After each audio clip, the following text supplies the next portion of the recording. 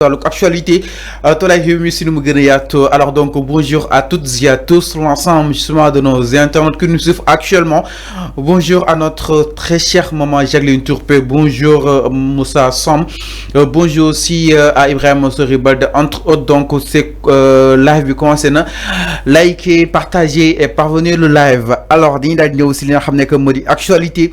tolay réew mi si nu mu gën a yaatoo exactement suñu ponk li si nar a gën a fës bokk na si micro ki nga xam ne que moo di justement Azoura Fall ginnaaw dem ba ko daal di garde à vue exactement moom nag dossier aman na ay rebondissement de taille des na ko daal di faram-fàcce léegi inchallah avec justement la sortie de ses avocats bokk na si ki nga xam ne que moo di maître Bam Cissé, maître Tall et compagnie léegi inchallah dina daal bokk suñu ay ponk dina daal ñëw itam par rapport ak ki nga xam ne que moo di maître Moussa Diop moom itam ñu daal di koy yóbbu si kanam yoon ak wàllu yoonal une plainte venant d'Azoura Fall annoncée par ses avocats parce que dans daal di jàpp ni cette vidéo a été partagée justement par maître Moussa Diop te itam d'après li code bu justement yoon ak wàllu yoonal daal di wax que ni képp ku koy jàllale wala kon mooy diffuseur bi ak kasaaga yéen ak wala yoonal des na daal dali seen i kaw loolu itam des na ko daal di yaatu si nu mu gën a yaatu dañ daal di ñëw itam si mbiru ki nga xam ne que moo di Mansour Faye en ce qui concerne li nga xam ne que moo di la reddition des comptes ak li nga xam ne que moo di tolluwaay wi entre autres de points qui tey qui feront l'objet de discussion mais aussi ñu daal ñëw si li nga xam ne que moo di la DIC di li nga xam ne que moo di la division des investigations criminelles ba tey mi ngi wéy li nga xam ne que moo di arrestation yi nga xam ni itam mu si daal di sóobu loolu itam dañ daal di ñëw si li nga xam ne que moo di les derniers rebondissements allant dans ce sens tout de suite donc mbokk yi da nga koy daal di doxee ak benn information boo xam ni itam tey moo ñu daal di parvenir jëm si li nga xam ne que moo di justement arrestation bu chroniqueur di ki nga xam ne que moo di Arouna Niang nag mujj nañ ko daal di placer en état d'arrestation ginnaaw audition bi nga xam tam doon nañ ko daal amal foofu que division spéciale de cybersécurité si cadre enquête bi nga xam ni itam ñaan muy daal diffuser xibaar yoo xam ni itam wérul suñu sukkandiku si xibaar yi nga xam ni itam jot nañ ko suñu ay naataangoo yu Seneweb que ni il est accusé d'avoir véhiculé une fausse nouvelle concernant la pandémie Covid-19 maanaam ki nga xam ne que mu di justement Arouna Niang dafa daal di jàllale xibaar bu baaxul soxal mbas bi nga xam ni itam ñeel na Covid-19 bi nga xam ni itam nekkoon na fi depuis 2019 donc Arouna Niang nag placé nañ ko en garde à vue te itam dinañ ko daal defeere foofu sànni ko tribunal de grande instance hors classe de Dakar niki li nga xam ne que mu di tey ce mardi yem ak 13 mai 2025 si diwaanu commissariat d'arrondissement Plateau la daal di passé exactement guddeem gu njëkk donc les accusations font suite à des propos yi nga xam ni itam mu ko doon daal di tenir sur le plateau de Sénégal 7 niki li nga xam ne que mu di le 15 avril 2025 où il a affirmé que le personnel médical avait intentionnellement transmis le coronavirus aux populations sénégalaises à travers des masques, des prélèvements par écouvillonnage frangé et des vaccins anti-Covid maanaam moom ay accusations yu day wàll arfan li ma def nii doy na waar de mënu ma ko sax ñëwaat si olof parce que tellement jàpp na ni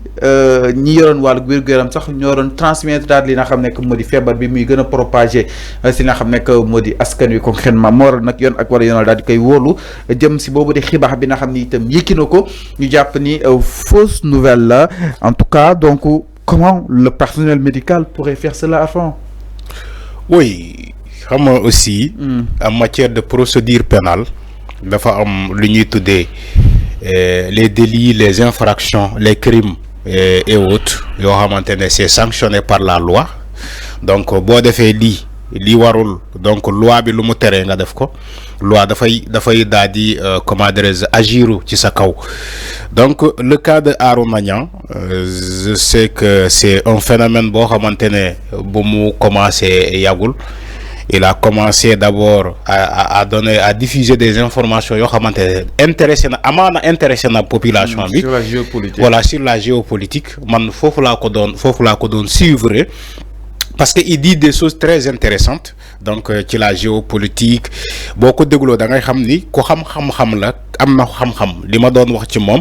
xam naa ni que ku am xam-xam la maintenant pourquoi il a fait de telles accusations xawma lan moo ko animé ba muy wax de telles accusations ni que way le personnel de la Covid dañ doon intentionnellement distribuer le corona à la population intentionnellement la wax il a utilisé même le mot intentionnellement moo tax ma ne la man xawma lan moo ko animé ci côté boobu mais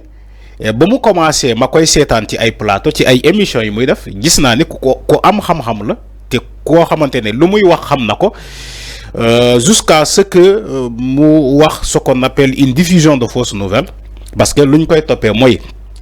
il a diffusé de fausses nouvelles en disant que ils ont transmis le corona à la population intentionnellement qui ko def mooy le personnel sanitaire bi doon gérer la Covid-19 xawma lan moo ko animé mais si il n'a pas de preuve tangible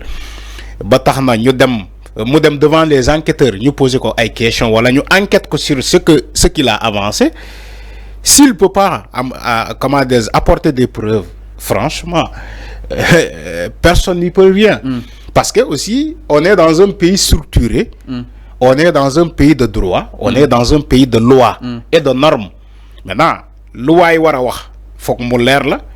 li ngay wax tamit de façon intentionnelle il faut que nga xam lay wax parce que bu subaa li may wax rattraper parce que li wax sorti mi ngi doon am depuis le 15 avril c'est ce que j'ai dit 2025 donc il a fallu un mois après pour ñu mën ko mën a jàpp mais xam nga le temps de la justice n'est pas le temps des hommes tu peux dire des choses il y a un an après nit ñëw yem ci information mu porter la plainte il te porte plainte automatiquement pour avoir regardé une de tes émissions wala une de tes propos mais quand tu vois la vidéo de Azoura Fall mais le gars qui a diffusé la vidéo mais c'est pas une vidéo qui date du tic au tac mais il a dit des choses précédentes après Maître Moussa Diop a pris la vidéo il l'a partagé aux autres maintenant le cas de Arona Niang c'est la même chose il a fait une émission le 15 avril il a été arrêté hier ou bien aujourd'hui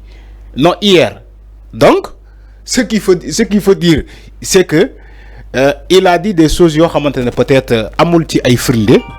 amul ci ay preuves moo tax justice bi ci jàpp ko booba léegi ci les locaux de la justice donc loolu dafay jox leçon ñoo xamante ne fàllu dañuy wax ay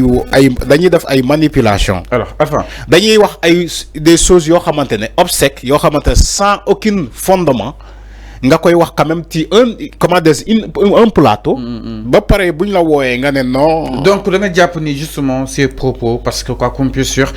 pas mal jëli neen àddina si li nga xam ne que moo di Covid bi ñoom itam lii su ko waxee peut-être di leen remettre li nga xam ne que moo ñoom seen ay famille yëf yi dina leen xaw a jaaxal donc yëf yi yemul rek ay bi du yam rek si bopp yi boroom concrètement oui mais effectivement xam nga temps pandémie bi Covid-19 bi boo xoolee reddition des comptes bi fan la accentuer moment bii nii mooy maanaam les dépenses inutiles voilà le blanchiment de capitaux les détournements de deniers publics ci Covid bi mais pourquoi Arona Niang a parlé de la Covid et non pas parlé ci l'argent que le pays a estimé ou bien a investi ci le Covid-19 mais muy wax plutôt ci la transmission de cette maladie à la population xam nga quand il parle d'une transmission d'une maladie à la population et que tu n'as pas de preuve ça franchement c'est très grave quand il dit ouais les organisateurs de la Covid voilà les médecins voilà le personnel médical faisaient intentionnellement la transmission de cette maladie à la population franchement tu peux le dire en Europe mais quand il le dit en Afrique ou quand il le dit au Sénégal sans preuve mais tu risques un danger et le danger moom mooy il est arrêté il va falloir qu'il justifie ses propos. Voilà, qu'il justifie ses propos. Sans justification, rien n'y peut. On ne peut pas l'aider sans justification. T'es aussi les médias là. Donc, déjà, cadre, il faut nous dasser. Mais yon, mu ci liggéeyam. Yon dafa wara liggéey. Te yon mu ngi ci liggéeyam. Yon wowul ko ci pour bu ko japp mais pour mu léral ko piste bi. Mais il faut que mu léral lolu. Il faut que mu léral lolu sëñ bi. Parce que transmission d'une maladie telle que la Covid-19 à une population, mais quand il le dit, c'est pas comme aller acheter un pain à la boutique, Fallou. C'est pas comme aller acheter un pain à la boutique. Tu as donné des informations non seulement utiles, il va falloir les motiver à travers avec des preuves. Tu as donné aussi une information très sensible. Oui, c'est clair. Très sensible. Sans preuve. Mon cher, tu es cuit. alors tu vas passer là où les autres vont passer. C'est tout à fait alors, ça. Donc le chroniqueur Aronia a été placé en état d'arrestation après son audition à la division spéciale de cybersécurité dans le cadre d'une enquête sur la diffusion de fausses informations. Selon les informations obtenues par Seneweb, il est accusé d'avoir véhiculé une fausse information concernant la pandémie de Covid-19. Alors, donc,